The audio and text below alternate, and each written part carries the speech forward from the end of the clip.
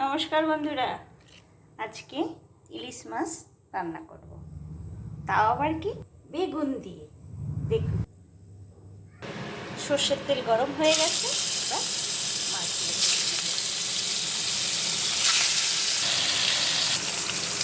বন্ধুরা, ইলিশ মাছটা কিন্তু সবার পছন্দ। তারপরে যদি ইলিশ দিয়ে বেগুন দিয়ে রান্না হয়, বাঙালির তো জমে যায়, তাই না? বাঙালি মানেই ইলিশ, যেহেতু বাঙালি উৎসব বলা হয় কিন্তু বাঙালি উৎসব মানেই ইলিশ মাছ, তাই না?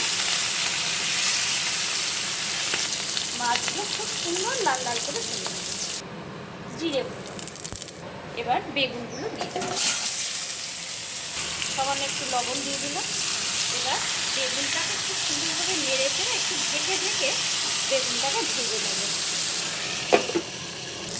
বন্ধুরা, বেগুনটা কিন্তু খুব সুন্দরভাবে ভেজে নিয়েছি। এবার আমি সর্ষে আর কাঁচা লঙ্কা বাটা জলটা দিয়ে দিই। এবার স্বাদ মতো লবণ, একটু হলুদ।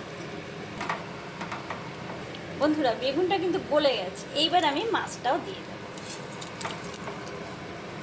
এবার আমি 2-4 মিনিটের জন্য ঢেকে দেব। বাঙালির বেগুন ইলিশ তৈরি। কেমন হয়েছে বন্ধুরা, কমেন্টে কিন্তু অবশ্যই জানাবেন।